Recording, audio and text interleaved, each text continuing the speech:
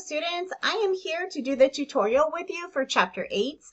I am not going to actually read this for you. It is a fairly short article. If you wish to have it read to you, you can go into the readings and you should be able to have it read to you there. Remember the 3 little dots, and then it will read it aloud to you, okay? So let me go ahead and scroll down and click continue. And we're going to go ahead and answer the questions as a result. It says, Manju argues that it is time for people to abandon the use of gender pronouns, he and she, when referring to others and instead use they, thus avoiding the issue of gender altogether. This is their I say. Does Manju show how their argument fits into a larger conversation? In other words, does Manju include a they say? Yes, he does. It says no. Of course he does, because he talks about how other people feel. It says Manju includes what several other specific people are saying on the topic. Or yes, Manju includes what others are saying on the topic, but they do this by describing widely held beliefs, not the ideas of specific people. Yes, I mean, he talks about grammarians. I'm going to go ahead and go with that one. Oh, it tells me no. Okay, well, we'll go with the specific people. He calls them grammarians, right? So, but he doesn't actually name them, if I'm correct, in the article. Manju uses different kinds of transitions in their essay so that what they say clearly relates to what's just been said. Read the passages from Manju's essay below and label each passage on the right with the type of transition Manju is making on the left. All right, so there's a concession, right, which means that you're saying, okay, that's correct. On the other side, you're giving something to the other side. An example, an addition, or a contrast would be like the opposite.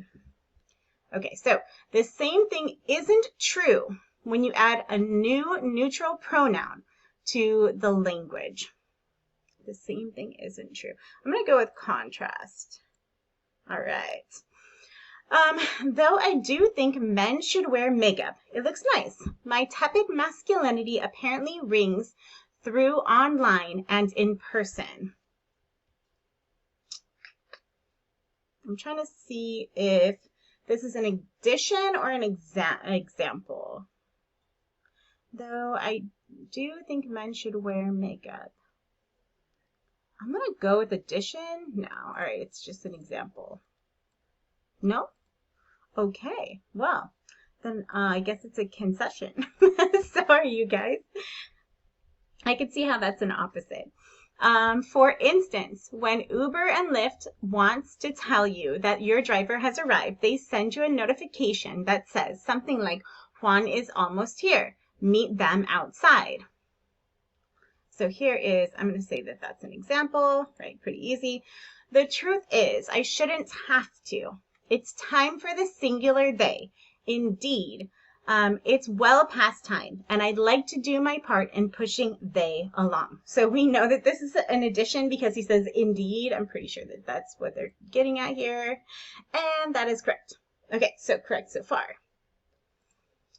All right, and then it asks you to write one of these little things. You do not have to write them, but let's go ahead and read through them so we can see. Think about how you could enter the conversation about gender pronouns by responding to the question below. Practice using connecting devices to weave your statements together and connect them to the ideas of others. Try using transition words from the drop-down menu to help you make effective transitions in your response. So this is a really good activity. If you do not do that, it's fine. I still give you credit for I'll still give you credit for doing the tutorial. But I do encourage you to go ahead and do it. So it says, is it appropriate to refer to people we don't know by their apparent binary gender pronoun, him or her? Or is it better to use the gender neutral pronoun they? Do you agree with Manju's view that it is simpler and more inclusive to ignore gender and use the singular they when referring to individual whose gender you don't know? And then I'd love to see what people's opinions are, right? I would say it is appropriate to refer to people we don't know by using they instead of the gender exclusive pronouns of he and she. One reason I believe this is because many students, I'm going to say students, many people don't like to be called out with their pronouns. People who are currently deciding how they feel comfortable may find it difficult to choose the pronoun they. Instead, it is easier to use they for everyone, right? And you can put whatever you guys are interested in. And so look at all of these transition words. These are excellent transition words. Feel free to actually take a screenshot. You can put them on the side so that you're always using them later on. Let me go ahead and click continue and see. So that is it for this particular tutorial.